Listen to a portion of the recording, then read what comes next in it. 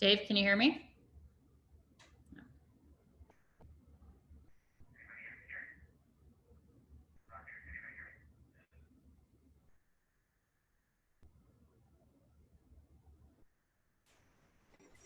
Go ahead, Alana. Dave, good afternoon. With Julio taking the hill tonight, Ruiz catching him, what would you like to see as far as that, battery is concerned and Julio being effective tonight? Julio coming off a really good start. He knows, I think for him, just to continue to be aggressive. These guys they got some nice dynamic players. They do a great job of staying in the strike zone, spoiling some tough pitches. So I think that to nibble, you got to be on the attack. You got to pitch to the strike zone, make quality pitches. And with Julio and Cabert, they have a relationship. Cabert's been in camp with us the last few years, so they know each other. Cabert's caught him many times over. So I feel good with the battery.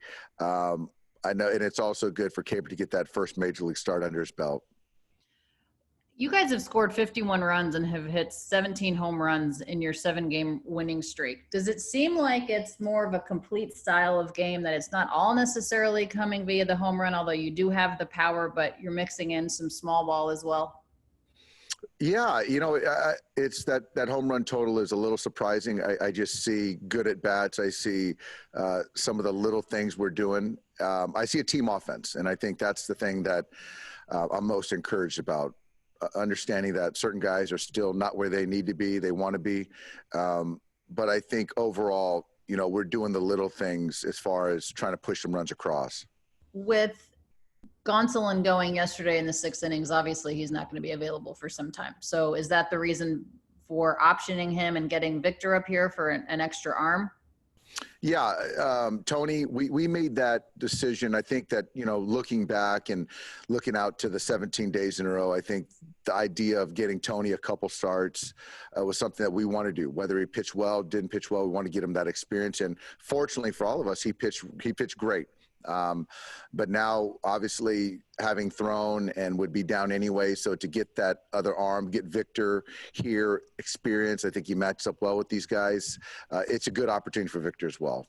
So if Tony doesn't make his next start until you guys, just with off days and perhaps Alex coming back? Yeah, exactly. So to have him go to that secondary site, to then now throw his pen after, on day 3 and get back and stay on a regular routine just in case if something does happen. But certainly the goal is to get Tony back at some point. Okay, thank you. Yes.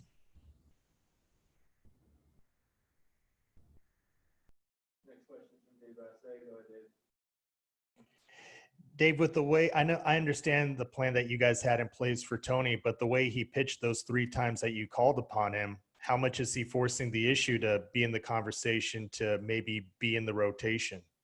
Very much so. I think that the way he pitched, performance certainly does matter. I don't think that right now we have to be set in the rotation to finish the season or even think about the postseason.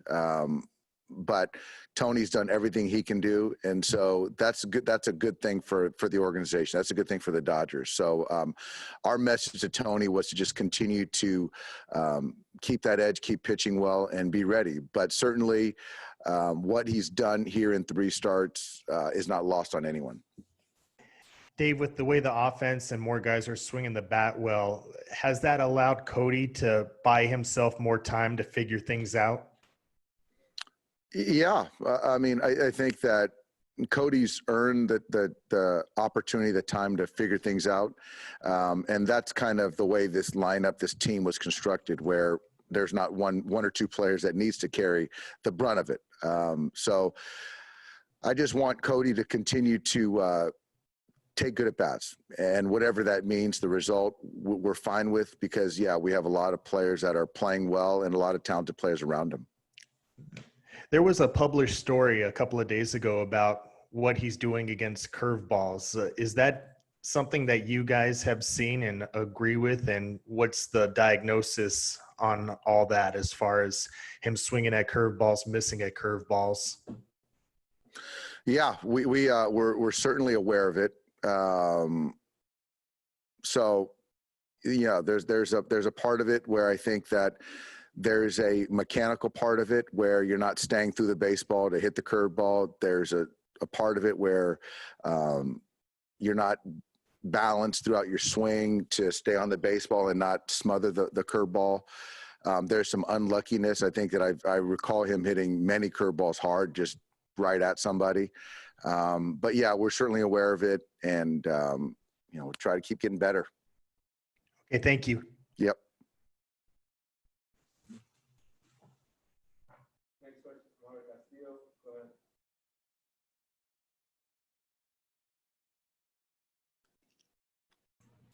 Hi, Dave. You mentioned the postseason. I'm gonna skip ahead a little bit. After watching the Lakers and the Bucks lose as #1 seeds yesterday, that made me start thinking, do you think the best teams in the league, when we get to the postseason, aren't gonna have enough of a reward for being the best team over 60 games? You know, the idea that it's gonna be a 3-game series to start, no fans, and there's a chance of you being a neutral site in a bubble. Yeah. I think that baseball, more than any other sport, the seeding doesn't really matter. And so now to essentially have the #1, #2 seed and to play a 7 or an 8 at a neutral site in a 3-game series, there's just not a lot of advantage. It's a flip of a coin. So I like the idea of the 1 seed getting to pick their opponent, for whether it be matchup based or whatever the situation, but that's just not to be. So we have to play with the cards, the rules that we're dealt with. But certainly for me, if you look at baseball, especially in a short series, it's anybody's game series. You mentioned the picking your opponent thing. Would you be open to, if baseball were to implement some changes to make it better? Do you think that'd be a good thing here 6 weeks out? Well, if it plays out as such, I do, because I think that, whether it's 60 games or 162, if you're have the team with the best record, you should have a considerable advantage. And that's just my opinion, and whether it's biased or not. And we don't know how that plays out still to this day, with this season, but that's just my thought. Thank you. Got a question from Bill Plunkett. Go ahead, Bill.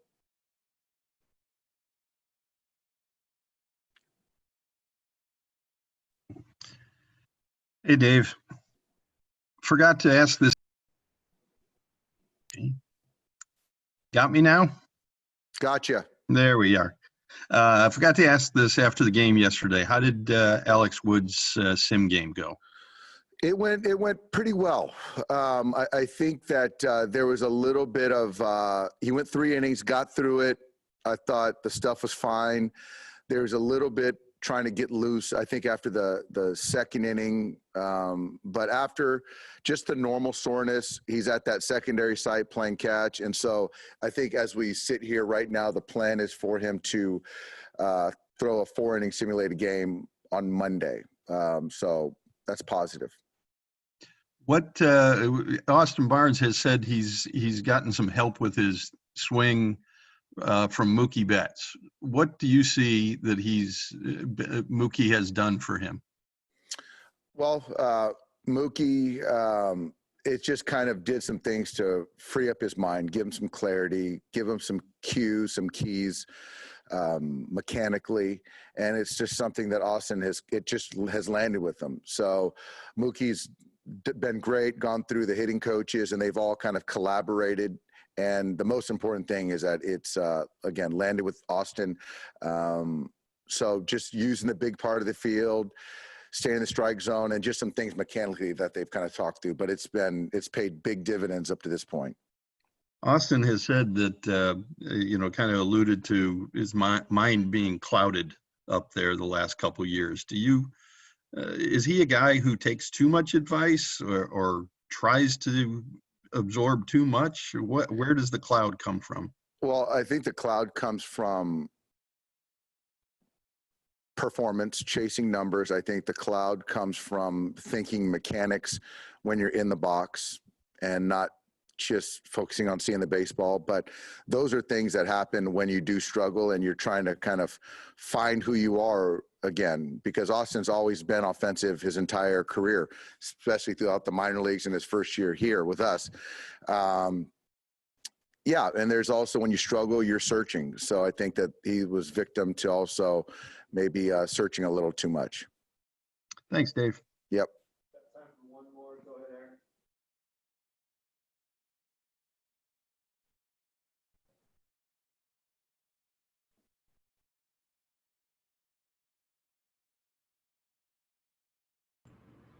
Dave, I was wondering who's on your taxi squad for this road trip?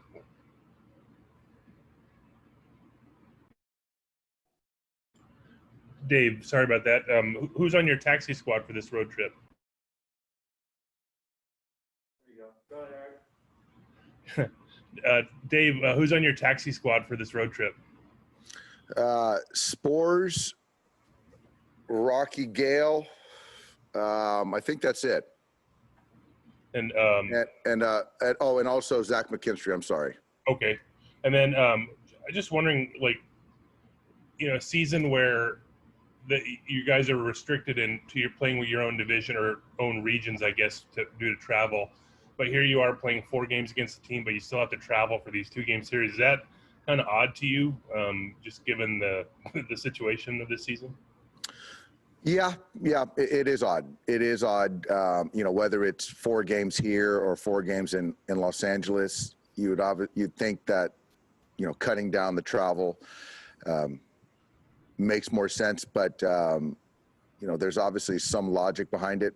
So, but yeah, in these times, certainly, I think either club would have been fine with playing 4 at their respective cities. One other sort of logistical thing. I know the alternate site, you guys are at USC right now. There was some talk way back when about once like students came onto campus, you might move sites, but that doesn't look like it's going to happen. Do you anticipate staying there throughout the rest of the year? We do. The thought initially was to go back to Rancho, but fortunately, any way you look at it, fortunately, unfortunately, school's not kind of going back to normal. So our guys we're going to stay there to finish the season out. Thank you.